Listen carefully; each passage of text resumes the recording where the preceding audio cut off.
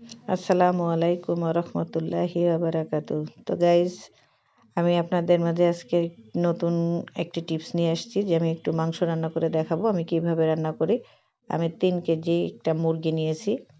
এই মুরগিটা আমি সুন্দর করে ধুয়ে ঝাঁপিতে রেখে পানি ঝরাতে দিচ্ছি। আর এদিকে প্যানে একটু তেল দিয়েছি।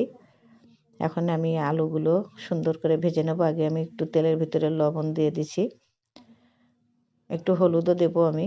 তো আলুগুলো আমি সুন্দর করে ভেজে নেব। তো গাইস, আমার আরেকটি চ্যানেল আছে ইউটিউবে, বেবিস কুকিংস। ওখানেও আমি মজার মজার ভিডিও ছাড়ি, ওখানেও আপনারা দেখবেন। তো আমি এখন একটু হলুদ দিয়ে আলুটা সুন্দর করে ভেজে নেব। আলুটা ভেজে নিয়ে আমি দেখেন কালারটা কত সুন্দর হয়েছে, দেখেন। তো আমি আলুগুলো সুন্দর করে নেড়ে চেড়ে ভাজা ভাজা করে নেব একটু। এখন আমি ওটা উঠিয়ে নিয়েছি। এখন আমি কিছুটা পেঁয়াজ কুচি দেব। এই পেঁয়াজ কুচিটা সুন্দর করে আমি বাদামি বাদামি কালার করে ভেজে নেব।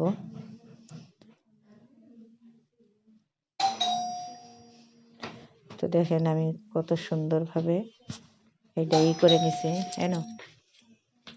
তো মশলাটা তেল ছেড়ে দিয়েছে।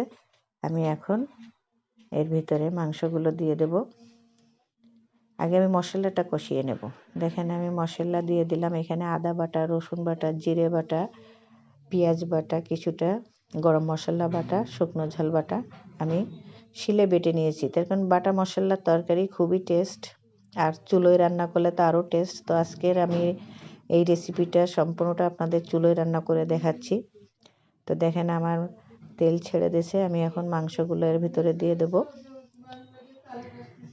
দেখো সুন্দর করে আমি তেলটা কষিয়ে নিয়েছি, মশলাটা নিয়ে আমি এখন দিয়ে দিলাম মাংসটা। দেখেন আমি চুলোয় রান্না করছি আজকে।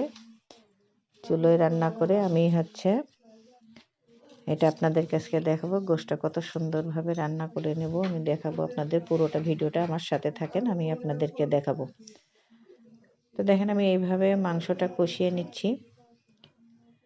আর চুলোর জালটা খুব জোরে না, খুব আস্তেও না, মিডিয়াম জালে আমি গোশটা আজকে ভুনা করব। দেখেন আমার চুলোর জালটা কত সুন্দর জ্বলছে। তো এইভাবে আমি গোশটা রান্না করি। আমি যেভাবে করি সেইভাবেই আপনাদেরকে দেখাচ্ছি। তো রান্নাটা যদি আপনাদের ভালো লেগে থাকে তো আপনারা এভাবে রান্না করে টেস্ট করবেন, দেখবেন কত ভালো লাগছে।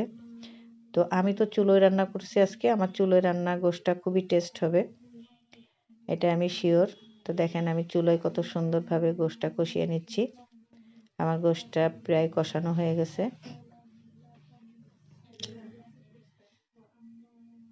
দেখেন মশলাটা হয়েছে, এখন আমি কষানো হয়ে গেছে।